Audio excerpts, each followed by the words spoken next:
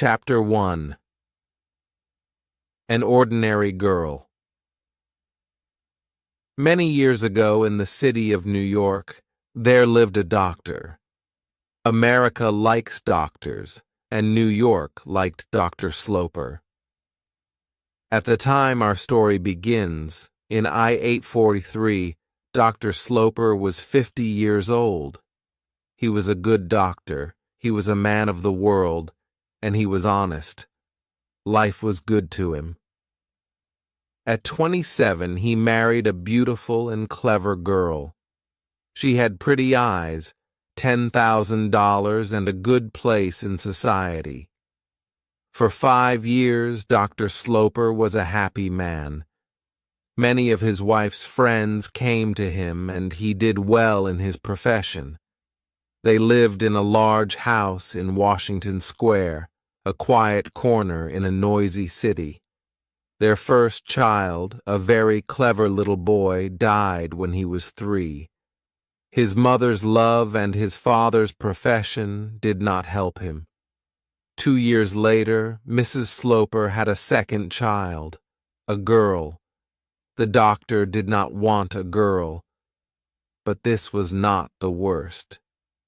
2 weeks later, Mrs. Sloper died. The little girl's name was Catherine. She was strong. Her father was not afraid of losing her. When the child was 10 years old, he was always very polite to her and never angry. They didn't speak much. He gave her his opinions about Catherine's schooling and not much more. Catherine was very good and honest, but she was not pretty or clever. She was quiet. She loved her father and was very afraid of him. She was happy when her father was happy. The doctor wanted to be proud of her, but he wasn't. He was sometimes angry because his only child was ordinary. When she was 18, Catherine was a quiet young woman, but she began to wear strong, noisy colors. Dr. Sloper did not like her new dresses. He thought she was vulgar.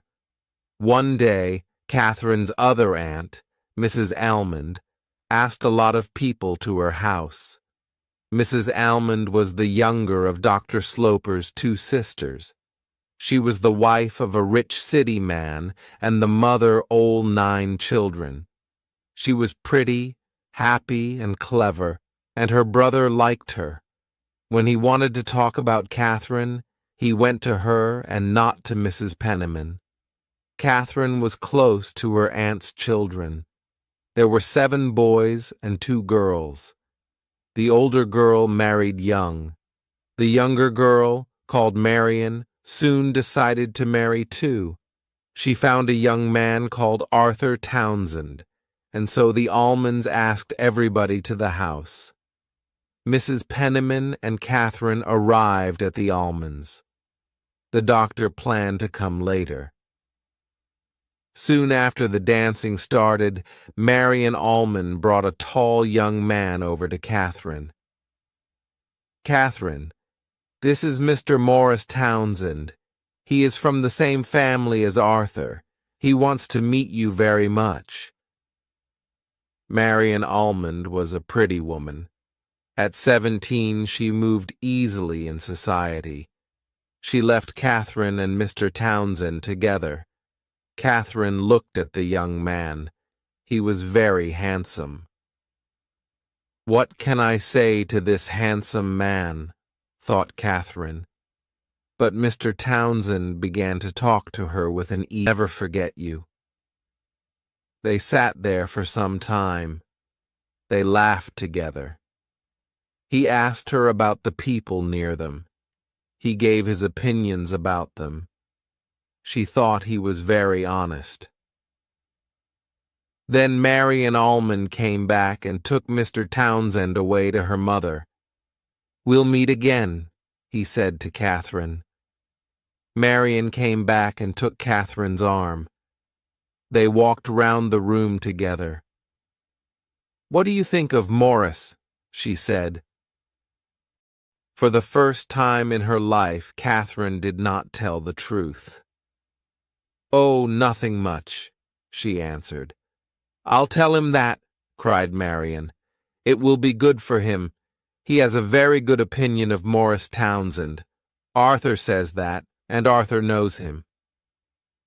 Half an hour later, Catherine saw her Aunt Penniman near a window. Morris Townsend stood next to her. Then Dr. Sloper arrived. He usually had a little smile on his face, but never a big smile. He looked at his daughter's red dress. "Can this handsome woman be my child?" he asked. Catherine did not always understand her father's words. "I'm not handsome," she said quietly. "You're rich," he said. "Is the evening going well?" "I'm rather tired," she answered, and looked away. That evening was the beginning of something important for Catherine. For the second time in her life, and in one evening, she did not speak the truth. She was not tired. They drove home. Dr. Sloper spoke to his sister, Lavinia. "Who was the young man who spoke of his love for you?" "Oh, Austin," said Mrs. Penniman. She smiled. "He spoke to me of Catherine." "Oh, Aunt Penniman," Catherine cried out quietly. "He's very handsome. He's very clever," said her aunt. "He's in love with our expensive Catherine, then?" the doctor asked. He laughed. "I don't know that, but he liked her dress." Catherine did not think. My dress only? She thought what a warm... Now he's back in New York. Will he stay here? "Ah," said Arthur. "He wants to find a job." "What?" "He has no profession," said Catherine. "No, he's looking round, but he can't find anything." "I'm very sorry," said Catherine. "Oh, he takes life easy," said Arthur. "The job must be right for him." "Will his father take him into his office?" she asked. "His father is dead. He only has a sister." He looked at Morris and began to laugh. "We're talking about you." Morris stood up. "I cannot say the same about you, Arthur," he said, "but I can about Miss Sloper." Catherine's face went red. She thought he spoke very well. "I came to talk to you, Miss Sloper," he said. "So now I must come another time." The two young men left. "He's very interested in you, Catherine." Did he say that? Not in those words, but he wanted me to think it. I understand young men. But he doesn't know me. Oh, yes, he knows you. I told him all about you. Oh, Aunt Penniman, we don't know him or his family. Catherine, you know very well that you like him. Catherine did not think this was a thing to talk about, and she did not think that Aunt Penniman spoke the truth. Half an hour later, Dr. Sloper came home. Mrs. Penniman told him of Morris Townsend's visit. "Oh, and did he ask you to marry him, Catherine?" he asked. "Oh, Father," said Catherine quietly. She turned and looked at the dark sky through the window. Home, she told him about Morris Townsend's second visit. "And did he ask you to marry him today?" the doctor asked. She was afraid of this question. "Perhaps he'll do it next time," she said, and she gave a little laugh. She ran out of the room. The doctor stood and thought. Perhaps his daughter wanted to marry Morris Townsend. He decided to learn about this young man, who came in and out of his house when he liked. He went to see Mrs. Almond. Morris looked round the room carefully at all the things in it.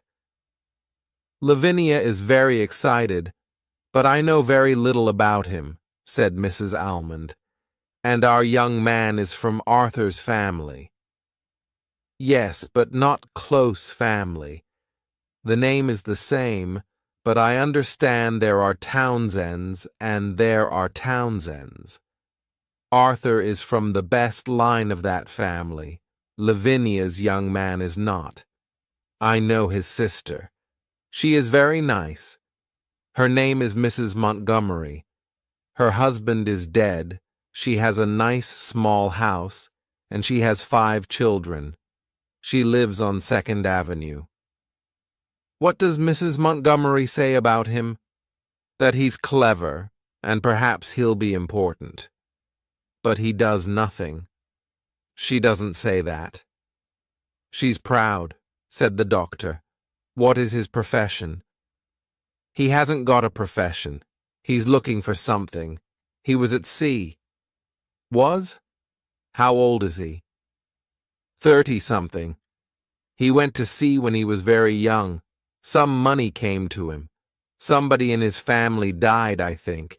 He went all over the world. He has no money now. He decided to begin his life again, and so he came back to America. Does he want to marry Catherine then? Don't forget that after you die she'll have $30,000. And that's why he thinks she's nice." Mrs. Almond went red. "Not only that," she said, "but many young men think money is important. The young men of New York are not only interested in money, they also like clever, pretty, and exciting girls. Marion is clever, pretty, and exciting. Catherine is not." "The next time Mr. Townsend visits the house," said the doctor to Mrs. Penniman, "ask him to dinner." The dinner happened a week later. 8 people sat down to eat. The doctor watched Morris carefully. The women left the room after dinner, and then the doctor asked Morris some questions. Dr. Sloper pushed the bottle of Madeira over to Morris. Morris liked the doctor's Madeira. He thought a lot of bottles of Madeira was a good thing for a wife's father to have. The doctor saw that this was not an ordinary young man. "He's clever," he thought. "He has a very good head when he wants to use it, and he's very handsome and he dresses well. But I don't like him." The doctor listened politely to his young friend talk about countries round the world. "He talks well, and after a bottle of Madeira, but does he always tell the truth?" Dr. Sloper pushed the bottle of Madeira over to Morris. Morris liked the doctor's Madeira. After dinner, Morris went and spoke to Catherine. She stood by the fire in her red dress. "He doesn't like me," said the young man. "You must tell him he's wrong." "I never tell him he's wrong. I won't talk about you." Morris Townsend's face was angry, but Catherine did not see it, and then he smiled again. "Then I must try to get his good opinion." He spoke to Mrs. Penniman later in the evening. "He thinks I'm all wrong," he said. "That's not important," she said. She gave him a sugary smile. She thought that she understood everything. "Ah, you say the right thing," said Morris. Mrs. Penniman was proud that she always said the right thing. The next day the doctor saw his sister, Mrs. Almond. "And what do you think of him?" she asked. "Lavinia tells me Catherine loves him." "She must stop loving him. He's not a good man. He's vulgar.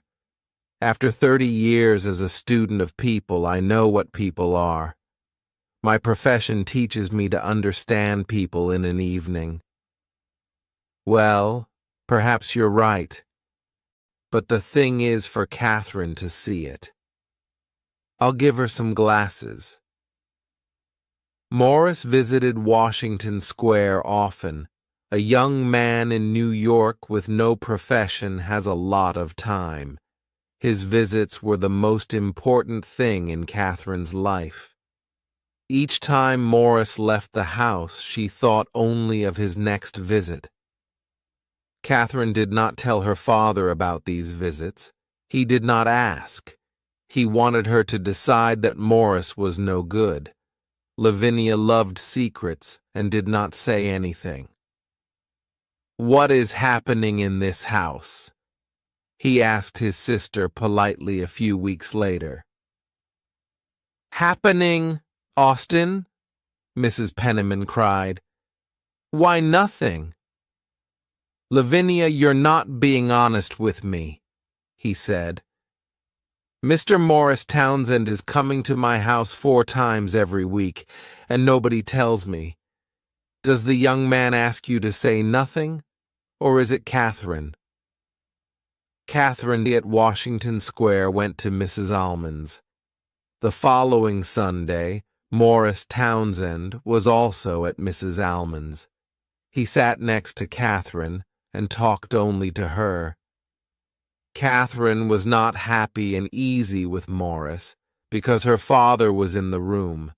Her father was sorry for her. Perhaps he was wrong about Morris. Perhaps Morris was honest and wanted to marry his daughter for love. The doctor decided to give the young man time.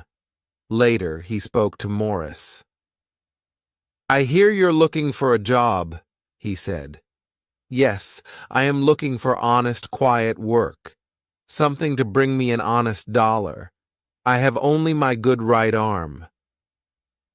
Catherine was not happy and easy with Morris because her father was in the room. "Yes, your good right arm," said the doctor, "but you have a clever head, too. Sometimes I hear about openings. Will you think about leaving New York? Going away?" "No, I'm afraid not. I must make my life here. My sister is here, and I am everything to her. Her husband is dead, and I must help with her 5 children. I give them lessons." "That's good. But it's not a profession. It won't bring me a lot of money."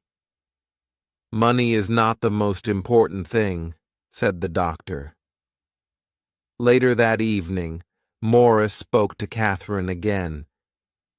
"Can we meet tomorrow? I have something to say to you. Not in your house. Mill the Square. I cannot come into your house again. Your father laughed at me because I have no money." "Laughed at you?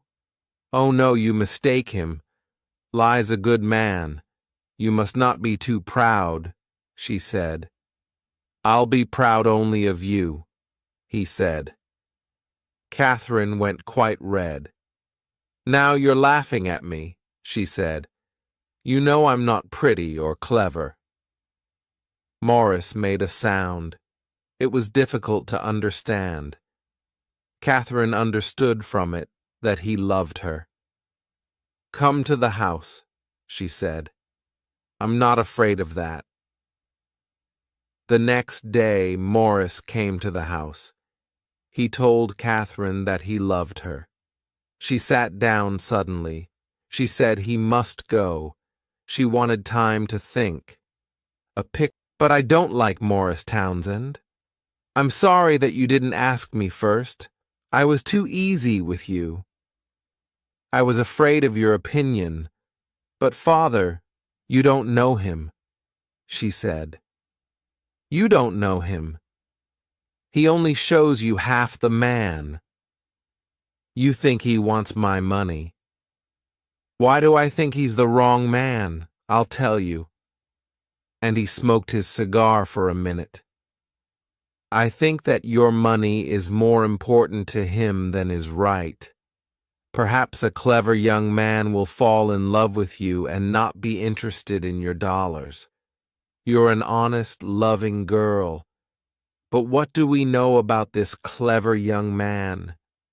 We know that he lost his money because he lived a bad life. Now, he's looking for more money to lose and he has his eye on your money. That's not the only thing we know about him, Father. He wants to do something very much. He's honest and he's good, and he lost very little money. Then he was not careful with it, said the doctor. He got up with a laugh.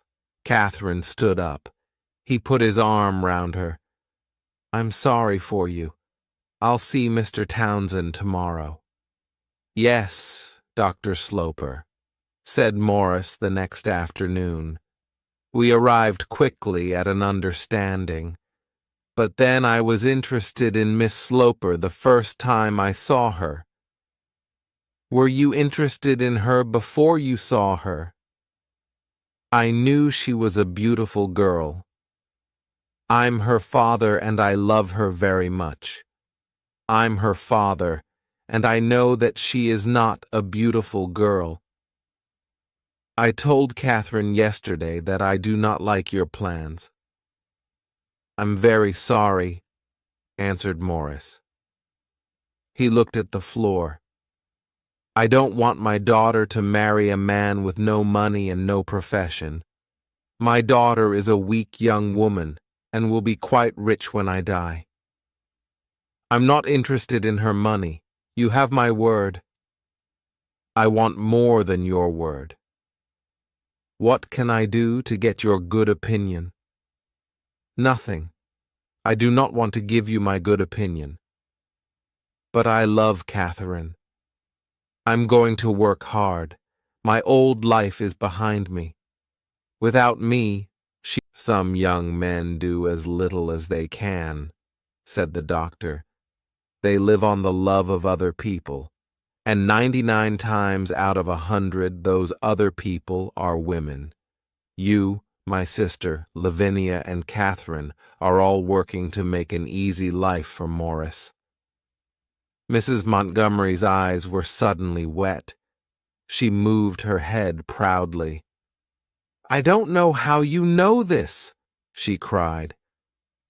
Now, said the doctor, answer this. Do you give your brother money? She answered yes. Do you have much money? She answered no. Does your brother know this? She answered yes.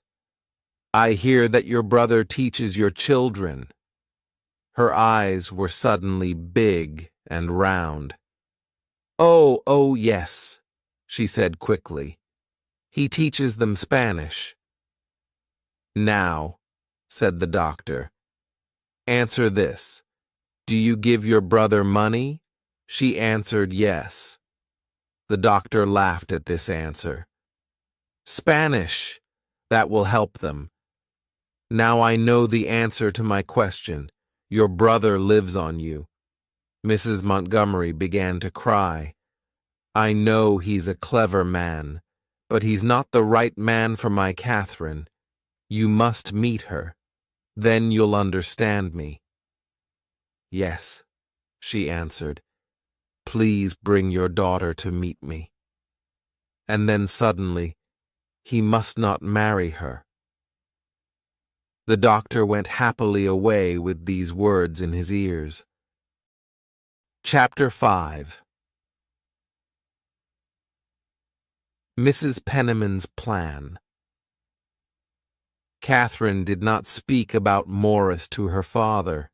After some days, he said to her, I'm lucky to have a good daughter.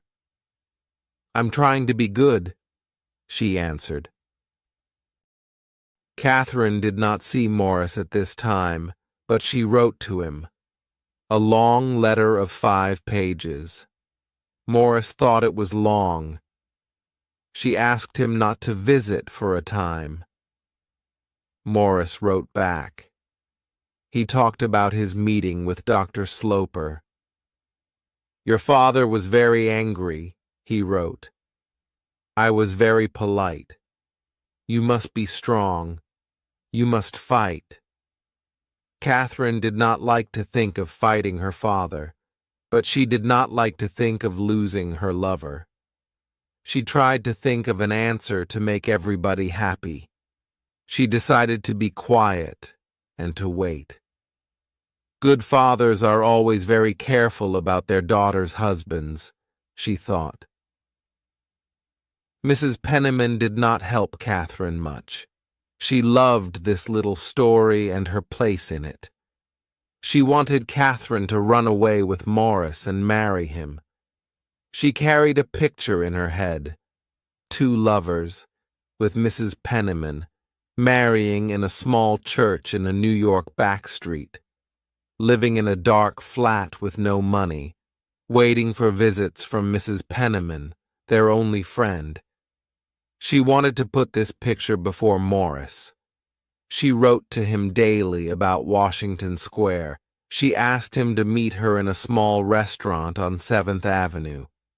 When Morris arrived, half an hour late, they sat together in the darkest corner at the back of the place.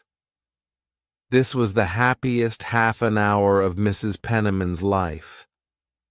Morris was not happy. He listened to her, but he did not like her. He was happy to use her at the beginning, to get a foot in Washington Square. But he did not want her now. She always said the wrong thing. He was cold but polite.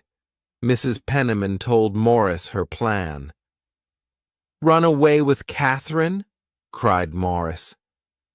"Yes," said Mrs. Penniman, now afraid for her plan. "Tell Catherine's father about it only after you marry. You can show him that you're not interested in the money, and then you'll get his good opinion. And there's always the 10,000 from her mother. He cannot cut that off." "Oh, don't speak at that," he said. "I'm afraid of coming between Catherine and her money." "Be afraid of nothing. Then everything will go well." Mrs. Penniman paid for her cup of tea, and they went out together into the dark street. Morris walked with Mrs. Penniman back to Washington Square. She went in. He looked up at the house. He thought it was a very nice house. When Mrs. Penniman told Catherine of her meeting with Morris, Catherine was angry for the first time in her life. "I don't turned away." He pushed her out of the room and shut the door. He heard her crying and knew she was behind the door. But he did not move. He was sorry for her, but there was a smile round his eyes. That night Catherine cried for many hours with Aunt Penniman's arm round her. Good, thought Mrs. Penniman. The next morning she came back into Catherine's room. Catherine was dressed and ready for breakfast. "Don't go to breakfast, Catherine," Aunt Penniman said. "You won't move your father. You must be weak and ill, not well and strong." "I must go, Aunt. I'm only afraid of being late." Catherine wrote to Morris that day. She asked him to visit the next day at a time when her father was not at home. Chapter 6. The Long Wait. Morris was more handsome than Catherine remembered. He put his arms round her. She knew that she loved him very much. "Why did you send for me?" "Because I wanted to see you," said the girl quietly. "Do you want only to look at me, or to tell me something?" He waited. Then he suddenly said, "Marry me tomorrow. Take me or leave me. Decide between me and your father. I want you, Morris, but we must wait. We must be strong. I said to father last night, we don't want your money. His face went red, but he smiled and spoke. No, he was not angry. The money was not important. He loved her very much. Yes, cried Catherine. We must marry as soon as we can. She put her arms round him and closed her eyes. He left soon after. They did not decide on a day to marry. Morris wanted to think. When was the cleverest time to marry?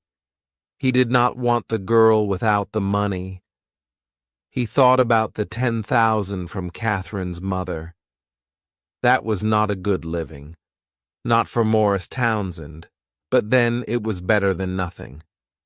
Mrs. Penniman asked Morris Townsend to a second secret meeting. This time they met outside a church. I see the thing differently from our last meeting, said Mrs. Penniman. Every time I see you, you say something different. My head is never quiet. I don't think you can marry Catherine now. My brother says he's going to throw me out of the house. You know I'm not a rich woman. But Catherine says we must marry now in secret. How can I get out of it now? Catherine loves you very much. You can do anything with her. You can say you must wait. Ah, said Morris quietly. Catherine's days were long at this time. Her father never looked at her or spoke to her. This was his plan. He waited for Catherine to speak first. I think that Morris and I will marry, she said one day. When? In the next 4 or 5 months? He asked.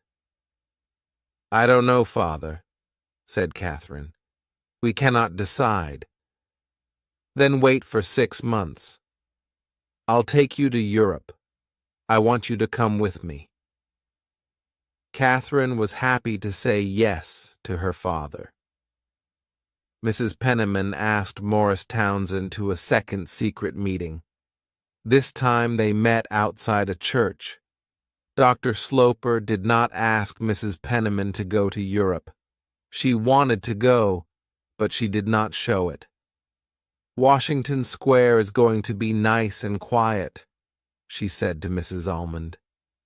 Catherine met Morris before she left. Ty asked questions.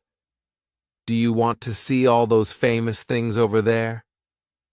Oh, no, Morris, said Catherine quickly. What is this woman interested in? Thought Morris. Father thinks I'll forget you, said Catherine. But I won't. You? Yes, I get 2 letters every month. The doctor looked at the mountains above them. I'm very angry, he said, and I must tell you that I can be a very hard man. For the next week, they did not say a word. And for the next 6 months, they did not speak about Morris. But on their last night in Europe, before their ship left Liverpool for New York, he spoke again. Are you going to marry him as soon as you arrive in New York? I cannot tell before we arrive, Catherine answered. Please tell me before you marry. When a man is going to lose his only child, he likes to know before. Chapter 7. A difficult time. I saw Morris often when you were away, said Catherine's aunt. I know from his letters that you were very nice to him. I won't forget that, Aunt. He liked to come and talk. I gave him tea, that was all. Your Aunt Almond thought it was too much. He liked to sit in your father's room, she said, and smiled. Catherine was quiet for a minute. They talked for some time as lovers. Catherine questioned him closely about his job, and he asked about Europe and her father's opinion. "I'm sorry that he went into father's room," she said. Then she asked, "Does he have a job?" "Yes. Only a week ago he found a job. He's working with a friend, buying and selling something. He asked me to tell you as soon as you arrived." "Oh, that's good to hear," said Catherine, very happy. "You see, Morris was right to wait for the right job. What can your father say now?" "Father's opinion is the same as before, only stronger. But his opinion isn't important to me anymore," she said.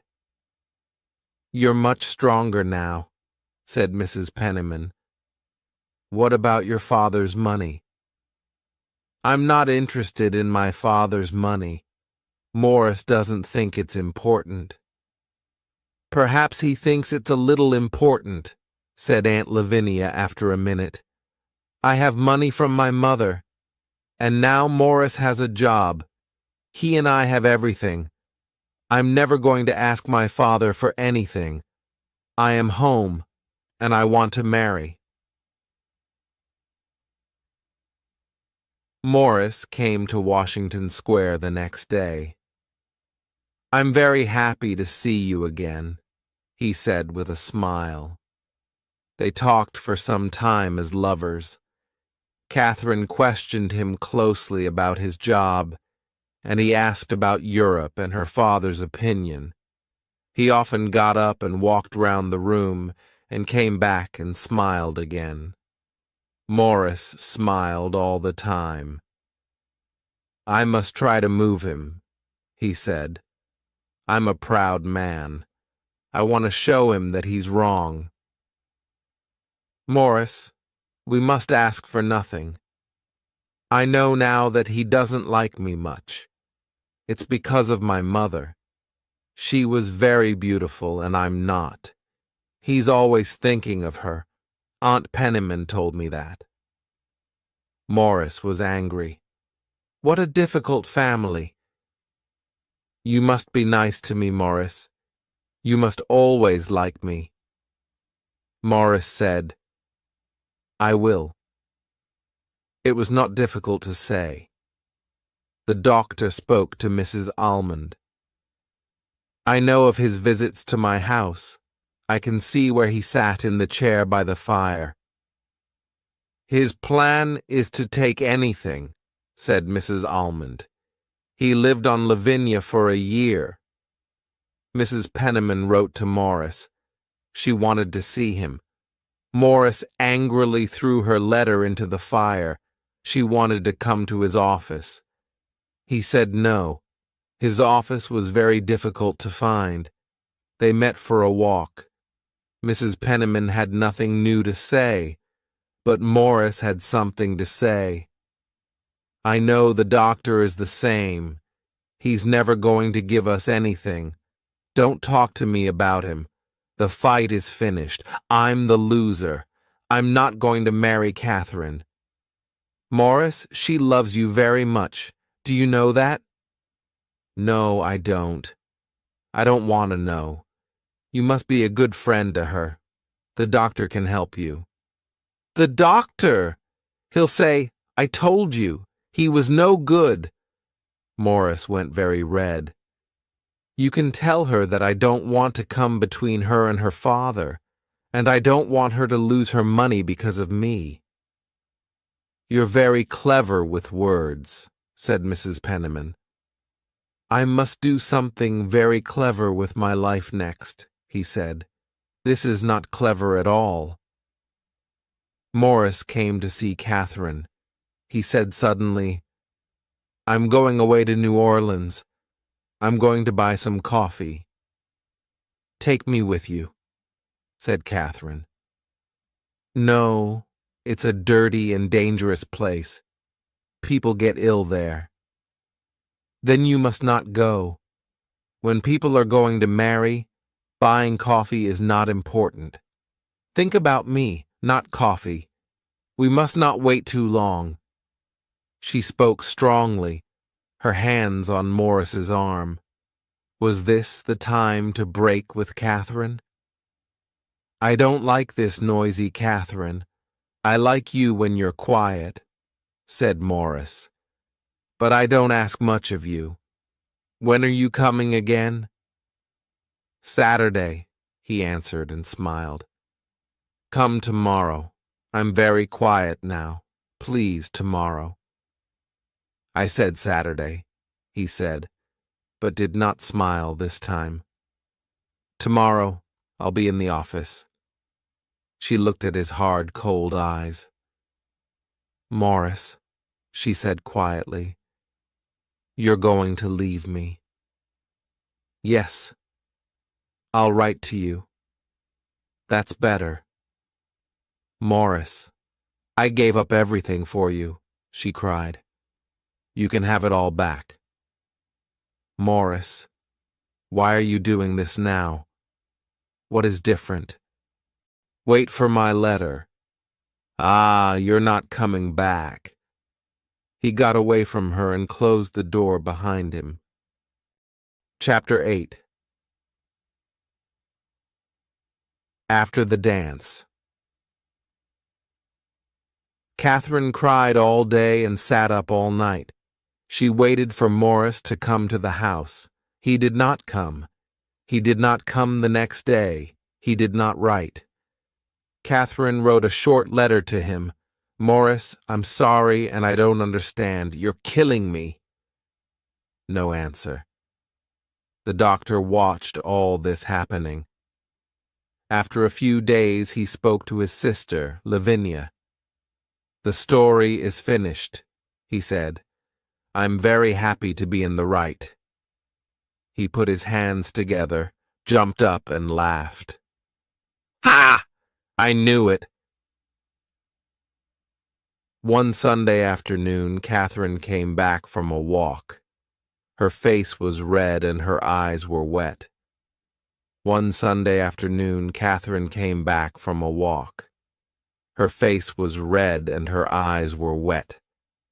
Mrs. Penniman questioned her closely and learned that her walk was to Mrs. Montgomery's house on 2nd Avenue. There she heard that Morris left New York some days before. 2 days later, a letter arrived from Philadelphia.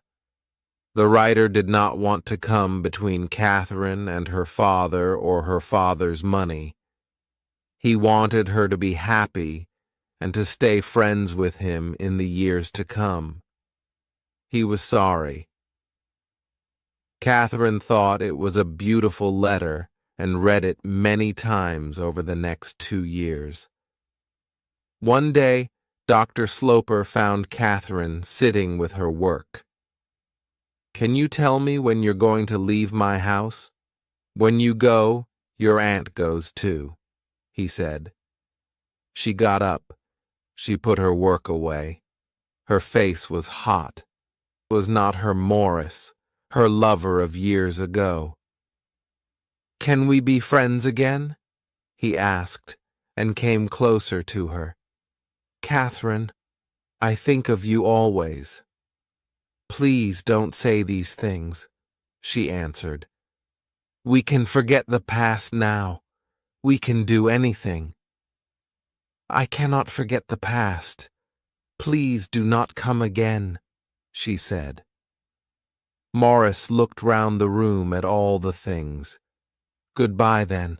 I'm sorry." Outside the room, an excited Mrs. Pennernan waited. "Ha!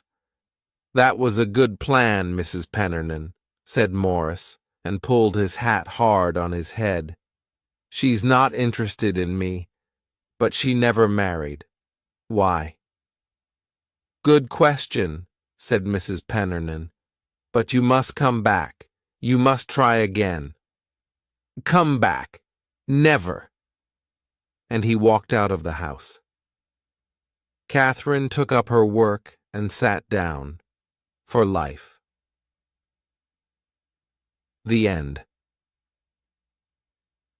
If you enjoyed the story and want to say thank you, then you can subscribe to my channel and visit it.